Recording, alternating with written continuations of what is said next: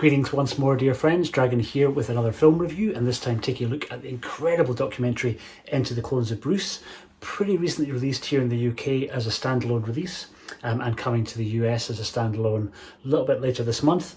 I actually saw it as part of the wonderful Severin box set, A Game of Clones, the Bruceploitation box set, and maybe slightly naively, from my point of view, assumed that the documentary was going to be exclusively a Bruceploitation documentary, which it kind of isn't. So I would say if it's been one that you've been on the fence about, hopefully I will try and change your mind on that, because I think it's really worth diving into for any fan of not just Bruceploitation movies, but also Bruce Lee and Hong Kong, specifically kind of martial arts and kung fu films in general, because there's so much more going on in the documentary than just Bruceploitation, though that obviously does form its backbone and its kind of reason for being. But it runs for about 94 minutes. Directed by David Gregory from Severin Films, whose other documentaries I was a little bit familiar with.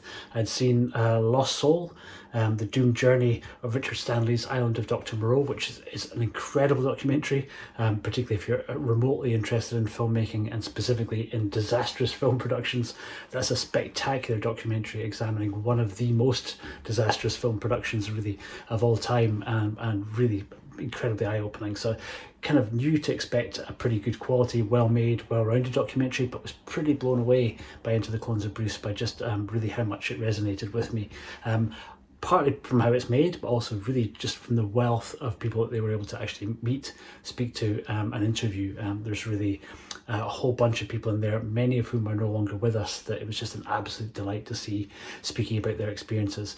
And really, as a lifelong Shaw Brothers fan, really probably the biggest draw and the biggest treat for me was the fact that the whole first kind of 10-15 minutes of the film really dives into Shaw Brothers, interviews several Shaw stars, speak to several directors who worked there and who cut their teeth there, including Godfrey Ho, who was Chang Cheh's assistant director for many years before he went on to become a director in his own right.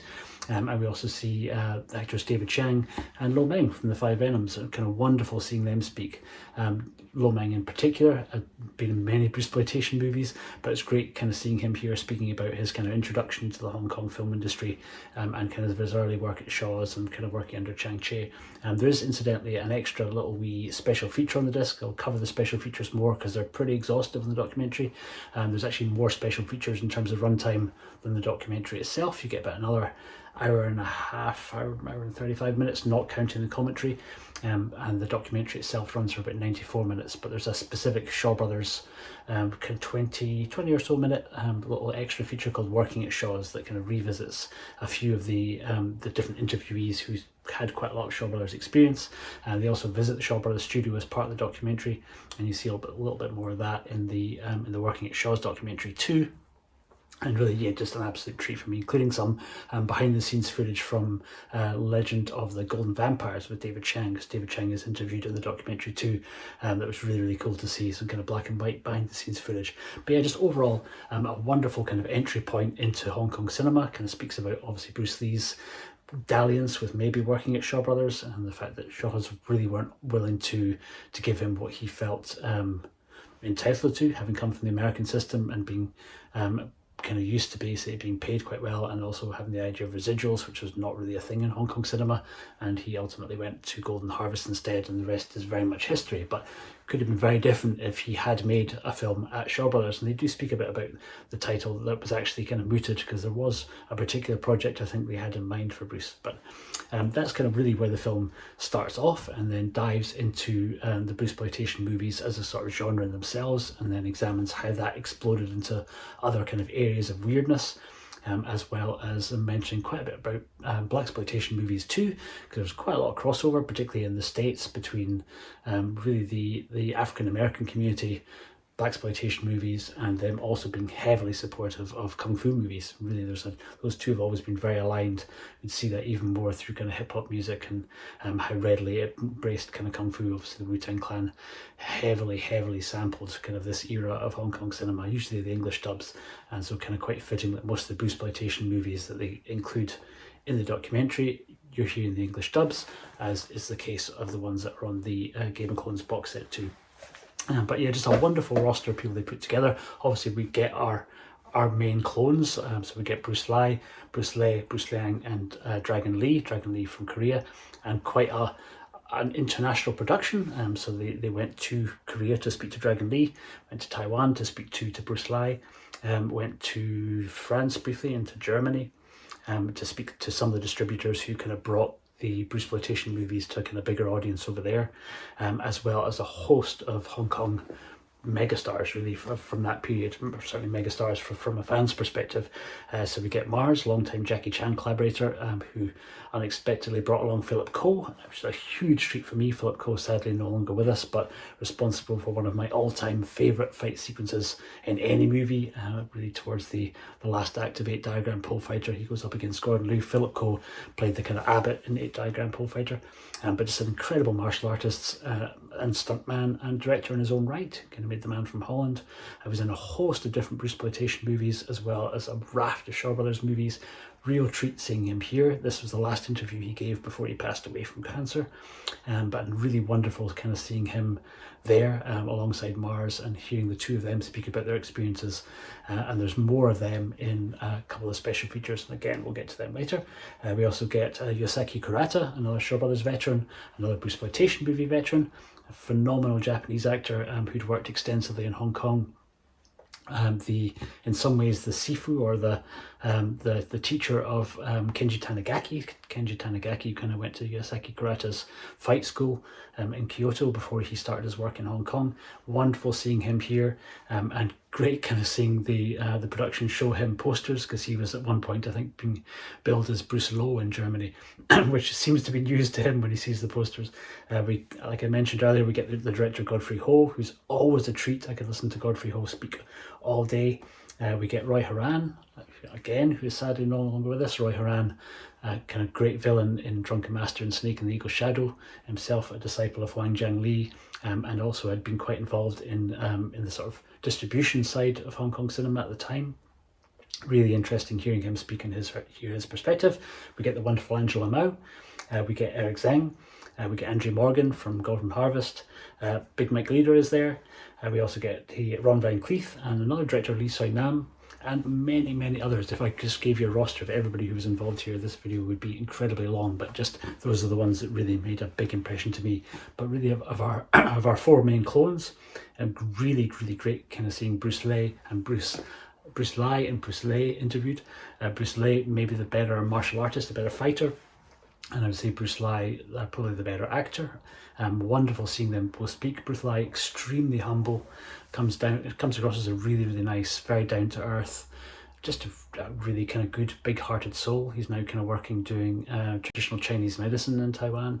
Kind of runs kind of an acupuncture and acupressure clinic, and also teaches kung fu for free to kind of school kids or to anyone who's interested in Sundays in the park. Just seems like a really gentle soul, all very kind of humble about their experiences, and very much deferential to Bruce Lee, and they speak a lot about the impact that he had on them, and then really attempted to kind of try and no one could ever really fill his shoes completely, but trying to fill the gap that he left behind, or the void that Bruce Lee left behind when he passed so untimely. And that's also a big part of the documentary. They really do examine kind of Bruce Lee's legacy just as much as they speak about Bruceploitation movies, because the two are kind of interlinked really, right? We wouldn't have Bruceploitation movies had Bruce Lee not died so untimely. And it's a really kind of weird, strange little subgenre of martial arts cinema that's fascinating. Some of them films are phenomenal, some of them are really not so good, but still kind of worthy of diving into for different reasons. There's a lot of fun to be had in some of the cheesier, more bonkers entries where our Bruce clones are going up against Dracula and Laurel and Hardy, and again all that's covered in depth in the documentary in a pretty wonderful way, and kind of just leaves you really wanting to dive into those movies, or certainly did for me. It's very telling that on the box set, the documentary is disc 1, right? And I think that's the right place for it. It doesn't really feel like an afterthought. It kind of feels like the motivation for this box set in many ways. And I think from speaking to Frank Djeng, and I did a great interview with him that I'm hoping to post just after I've posted this review, please check that out, where he speaks about kind of really how the project and how the box set ultimately came about when they were working on Severin's Trailers of Fury. They're kind of like Kung Fu Trailers disc that they did many, many years ago, and that was really, I think, when David Gregory was reminded of the weirdness of Bruceploitation and decided to kind of like push forward with making the documentary. And then in the course of making the documentary, they were able to kind of basically start getting their head around the idea of putting out not just one volume, because this is just the first, but a couple of different volumes of Bruceploitation movies, and there's a host of extra features on the films, each individual film as well. I'll get to them in different videos once I've worked my way through the box set. But if you're on the fence at all about whether or not to dive into the Bruceploitation movies, then I'd say the documentary is a wonderful place to start. If you don't want to commit to buying the full box set, just pick up the documentary as a standalone. Check it out. You'll love it if you're a fan of Shaw Brothers and of martial arts cinema and of Bruce Lee and Jackie Chan, because certainly Jackie is mentioned. He's not interviewed, sadly, though I think they did reach out to him, but Jackie was in many ways the original Bruce Lee clone when they came in New Fist of Fury, with the same director, with Lo Wei, who'd worked on Bruce Lee on many of his films, and Jackie was initially very much being pushed as a replacement for Bruce Lee, even down to the original name that they'd kind of given him in Hong Kong. So yeah, I think it's just a fascinating insight into how this genre kind of came to be. Wonderfully made, wonderfully put together by David Gregory, and the producers Michael Worth, Frank Djeng, Vivian Wong. Cinematography is by Jim Kunz, and all of them come together for an audio commentary in the disc, which is really entertaining. They kind of relay their experiences of making the documentary, of trying to get in touch with the different people, what it was like to interview them, and where most of those interviews took place. Packed with information there, and it's all of them together in one room doing it all at the same time. It's not a kind of spliced together commentary track. Extra features wise, we also get, like I mentioned, the Working at Shaw Brothers section, which is about 20 minutes long. Absolutely fantastic, and that revisits Godfrey Ho, David Chang, Yosaki Kurata, Lee Choi, Lo Meng, Mars and Philip Ko, all of whom had worked at Shaw Brothers at one point or another. We also get Bruce Lee and I, which kind of dives more into those who actually did work alongside Bruce Lee, and I've not actually mentioned in my other little bit, but they do speak to Sammo Hung, who'd made Enter the Fat Dragon, and obviously had also worked alongside Bruce Lee in Enter the Dragon, as the first fight that we kind of see in the movie, really, when he's practicing at the Shaolin Temple, and Sammo speaks a lot about his perspective on things, and really more specifically what it was like working on and making Into the Fat Dragon. Really wonderful to kind of hear Sammo speak.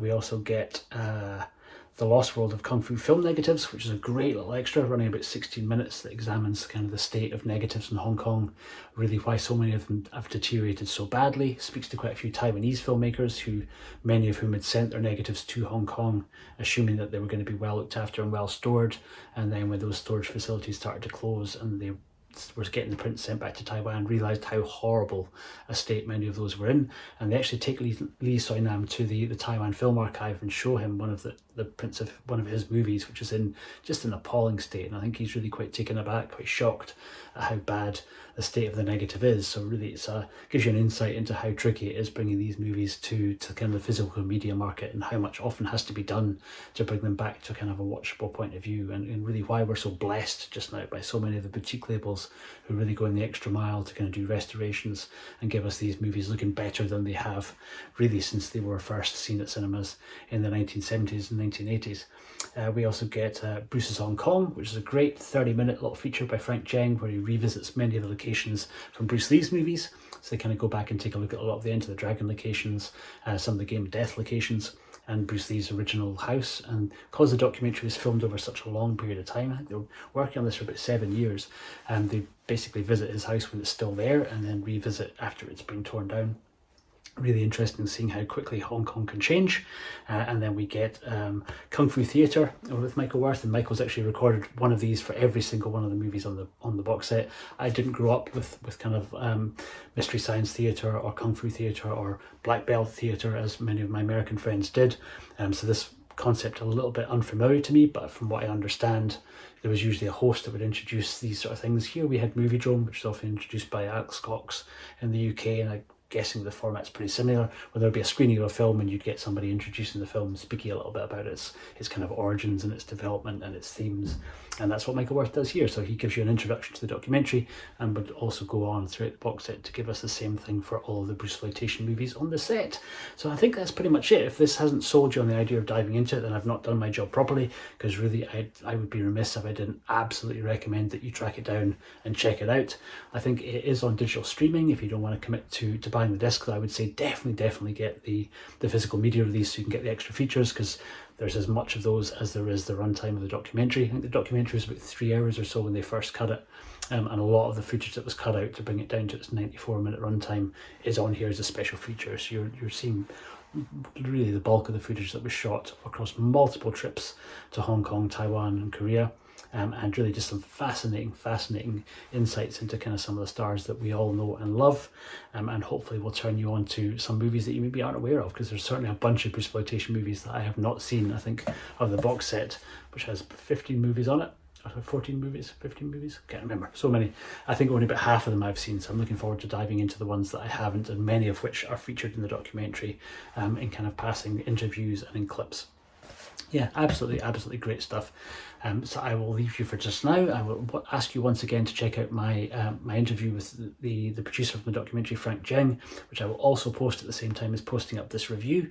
Let me know in the comments down below if you've had a chance to see the documentary at one of its screenings, because it's screened at multiple different film festivals around the world.